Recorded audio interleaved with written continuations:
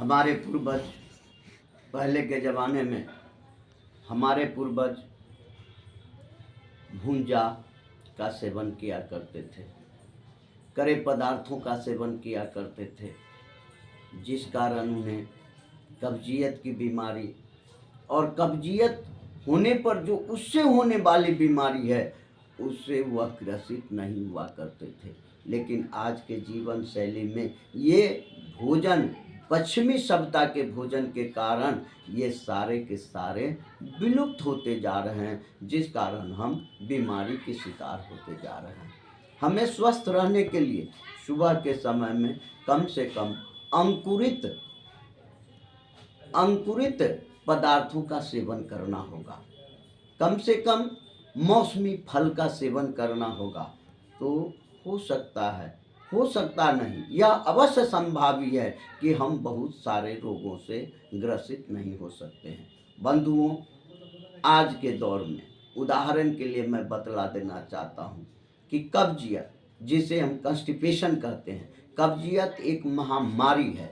एक कब्जियत के कारण न जाने हमारे शरीर में भिन्न भिन्न तरह के बीमारी हो जाते हैं। एक कब्जियत होने के कारण हमें पाइल्स की बीमारी, एक कब्जियत होने के कारण एसिडिटी, एक कब्जियत होने के कारण पेट के अंदर का स्टोन बनना, एक कब्जियत होने के कारण आर्थराइटिस का शिकार होना, एक कब्जियत के कारण आँखों का रोशनी कम होना, एक कब्जियत के कारण आँखों में मोतियाबिंद का होना, एक कब्जियत के कारण माइग्रेन का होना, एक कब्जियत के कारण न जाने लीवर और किडनी में कितने तरह के बीमारी, जिसे हम अपने जीवन शैली में पाल रहे हैं। ये तमाम बीमारी एक साधारण कब्जियत के कारण होता है। अगर मैं इस कब्जियत पर कंट्रोल कर लेता हूँ तो हो सकता है हमारे जीवन में बहुत सारी बीमारी नहीं पनप सकती है।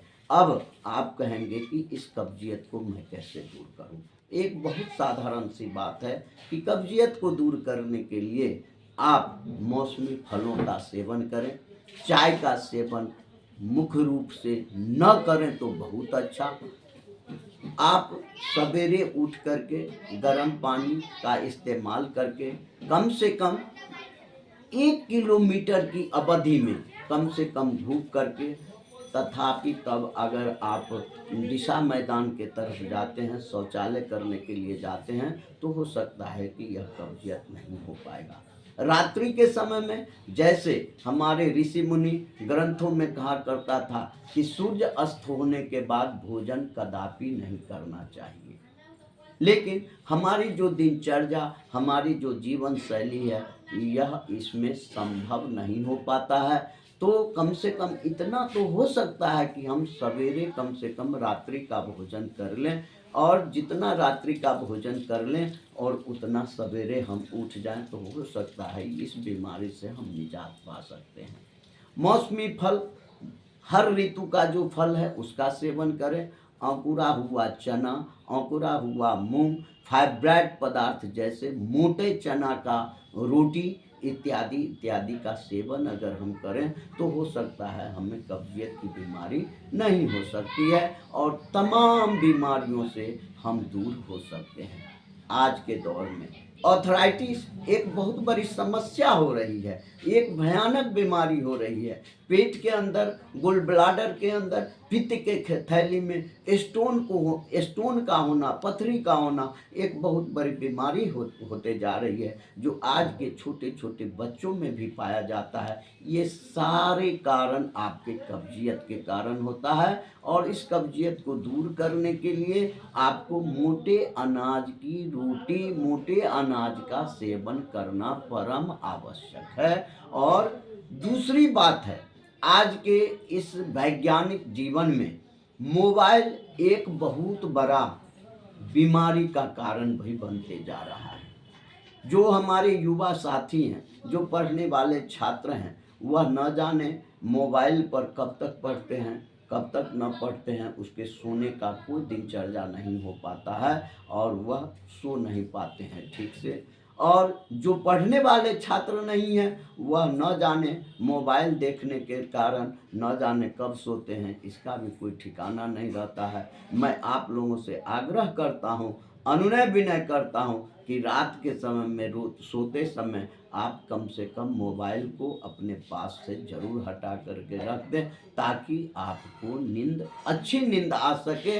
और जितनी अच्छी नींद आएगी उतनी आपकी पाचन प्रक्रिया पर इसका बुरा प्रभाव पड़ता है, उतना ही पाचन प्रक्रिया सही रहेगी। और जब पाचन प्रक्रिया सही होगी तो आपके अंदर एसिडिटी, कब्जियत की भी बीमारी नहीं पनप पाएगी।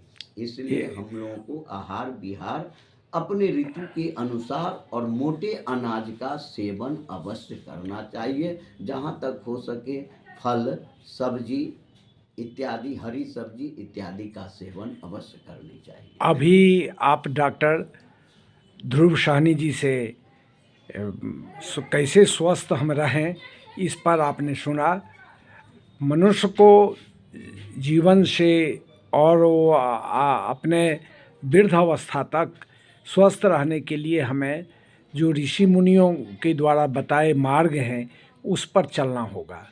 ऋषि मुनियों ने जो हमें जीवन चर्या बताया है, खान पान की जो मार्ग बताए हैं, जो रास्ते पर, उसी रास्ते पर चलकर हम स्वस्थ रह सकते हैं। बहुत बहुत धन्यवाद डॉक्टर ध्रुव साहनी जी को। आपने हमारे श्रोता बंधु को आप महत्वपूर्ण जानकारी दिए, इसके लिए जन सरोकार परिवार आपको हार्दिक अभिनंदन करती है। नमस्कार।